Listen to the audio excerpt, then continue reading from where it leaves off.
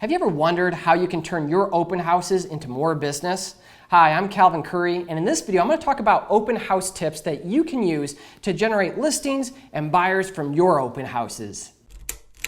I know most people, when they think open houses, they think a lot of work, or they think tire kickers or buyers that are driving through the neighborhood and are just stopping in just to do it, right?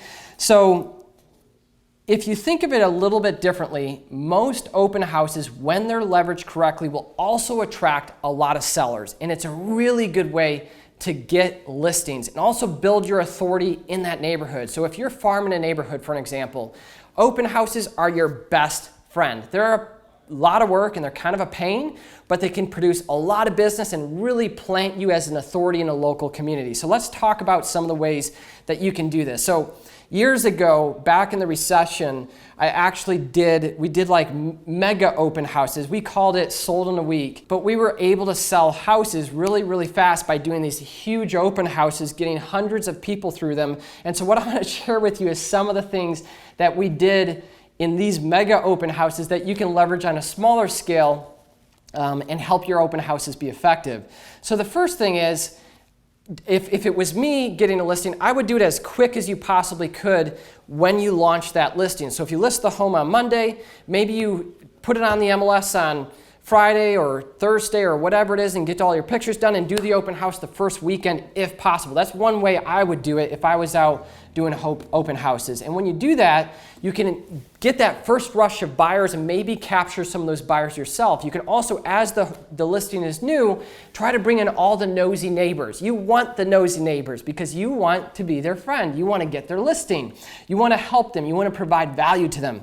So the first thing is, if you can do it close to when you list the home and use all that first excitement and momentum from the neighbors and the buyers, like the for sale by owner that just listed across from our office is getting tons of people driving by it. And I'm sitting there outside working because the weather's nice. I'm just seeing people drive by like crazy. So if it's a brand new listing, you can get that early excitement and you could potentially get some really good sellers through the door and hopefully win some new listings. So if you can do it close to when you're listing the home, do it by all means if you can make it work. The other thing that you can do is signs. I know this isn't like some new idea, but I would recommend, and for me personally, I would do as many signs as you can get away with. So I don't know what every city and area has different ordinances on signs. Some won't let you put them up, some will. But back in 2008, when we were doing mega open houses, we would do multiple homes at the same time on the same weekend, and we would stick up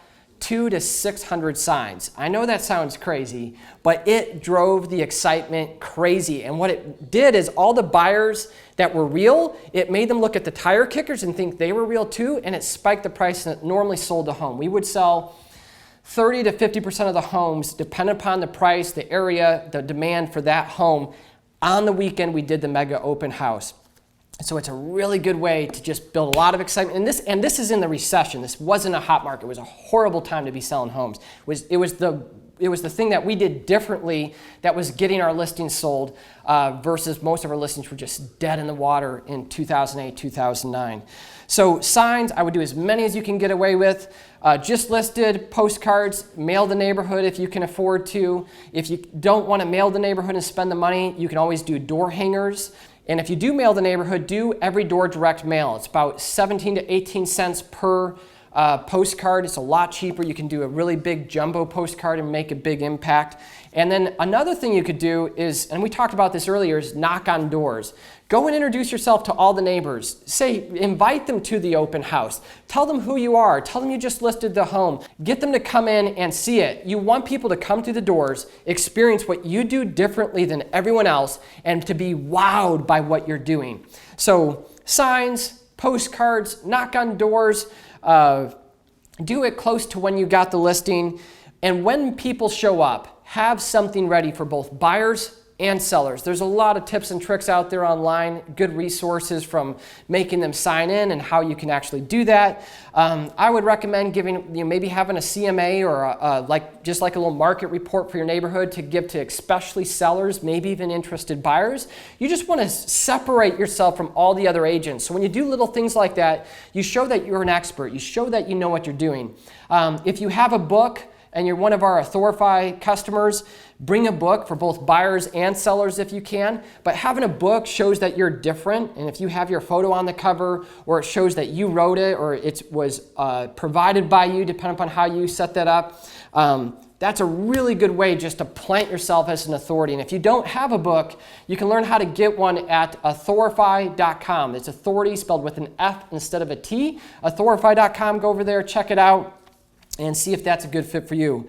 So mailing postcards, knocking on doors, those are a lot of really good ways to turn your open houses into business versus just another wasted Saturday afternoon or morning. And if you liked this video, hit the like button, subscribe to get more videos like it. And if you have any tips or tricks or strategies that you'd like to add to the conversation, obviously this is just the tip of the iceberg, post them below. We'd love to continue the conversation there. We'll see you next time. Bye for now.